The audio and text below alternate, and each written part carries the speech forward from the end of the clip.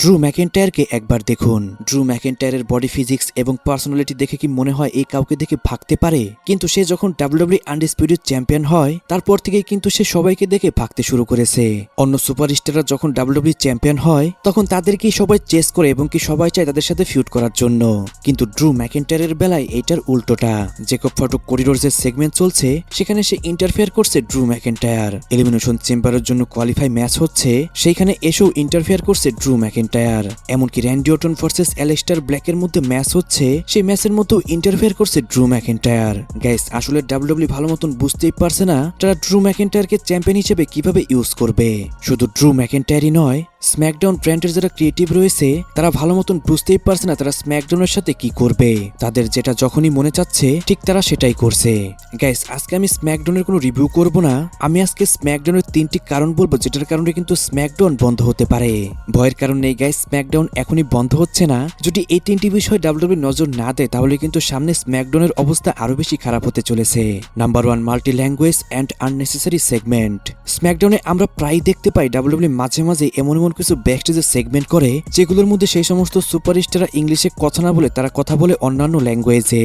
স্ম্যাকডাউনে দেখা যায় মাঝে মাঝে শিনস্কে নাকামুরার সেগমেন্ট হয়, সেই সেগমেন্টে শিনস্কে নাকামুরা জাপানিজ ল্যাঙ্গুয়েজে কথা বলে যা আমাদের মধ্যে কেউই ভালো মতন আমরা বুঝতে পারি না।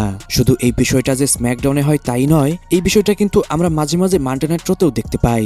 রাকেল রদ্রিগেজ, শিনস্কে নাকামুরা, স্টেফিনি বেকর এবং কি ড্রাগনদের মধ্যে আমরা এরকম সেগমেন্ট দেখতে পাই। কিন্তু গাইস, স্ম্যাকডাউনে এই বিষয়টা একটু বেশি দেখা যায়। আমি বুঝি না এইটা করে ডাব্লিউডাব্লিউ কি মজা পায়। ডাব্লিউডাব্লিউর মেন অডিয়েন্সই হলো ইংলিশের, তাহলে আবার কেন তারা মাঝে মাঝে মেক্সিকান এবং কি জাপানিজ ল্যাঙ্গুয়েজ দিয়ে আমাদেরকে বিভ্রান্ত করে?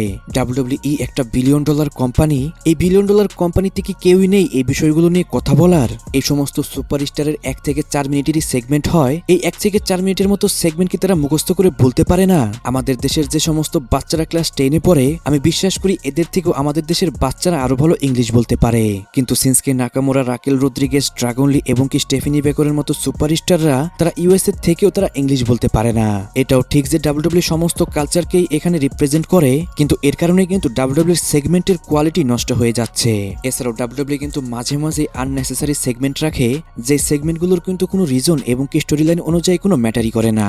আজকের স্ম্যাকডাউনে আমরা দেখতে পেলাম কিট ওয়েলসন যখন ওবাফেমির সাথে ম্যাচ ফাইট করবে তার আগে কিট ওয়েলসন একটা সেগমেন্ট করে, আরেকটি সেগমেন্ট হয় জেড কারগিলের, যেখানে সে তার ফিউচার কি হবে এবং কি তার সাথে ডাব্লিউডাব্লিউ বর্তমানে কি করছে এই বিষয়ে সে বলে। এই দুইটা সেগমেন্টে গাইস কোনো ভ্যালু ছিল না, আর এই সেগমেন্টগুলো রাখার কিন্তু কোনো কারণ ছিল না আজকের স্ম্যাকডাউনে। জাস্ট ডাব্লিউডাব্লিউ এখানে টাইম পাস করার জন্য এই দুইটা সেগমেন্ট এখানে রেখেছিল। Number 2, backstage drama. WWE SmackDown এবং মানডে নাইট র দুইটি মেন শোর মধ্যে তারা ব্যাকস্টেজে কিছু ড্রামা রাখে, যেখানে তারা ব্যাকস্টেজে ফাইট করায় এবং কি কিছু সেগমেন্ট করায়। মানডে নাইট রতে যে সমস্ত ব্যাকস্টেজের ড্রামা হয় সেগুলো হয় মানডে নাইট রর কোনো মেইন ইভেন্ট নিয়ে, না হয় ফিউশনের কোনো স্টোরি লাইন নিয়ে।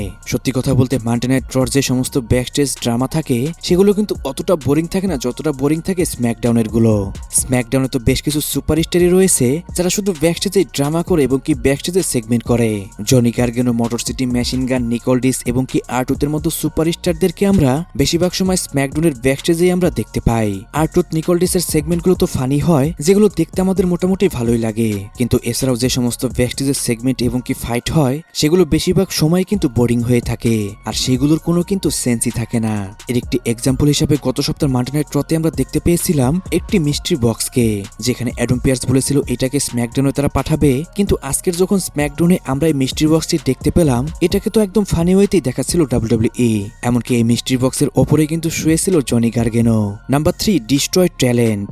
স্ম্যাকডাউনের হাতে কিন্তু অসাধারণ একটি রোস্টার রয়েছে, কিন্তু তাদের মধ্যে Drew McIntyre, Cody Rhodes, Jacob Fatu, Nia Jax এবং কি টিফিনি ছাড়া স্ম্যাকডাউন আর কাউকে ভালো মতন পুশ করতে পারছে না। র্যান্ডি অর্টনের মতো legendary superstar full time wrestling করার পরেও অ্যালেস্টার ব্ল্যাকের মতো সুপারস্টারের কাছে তাকে আজকে হারতে হয়েছে।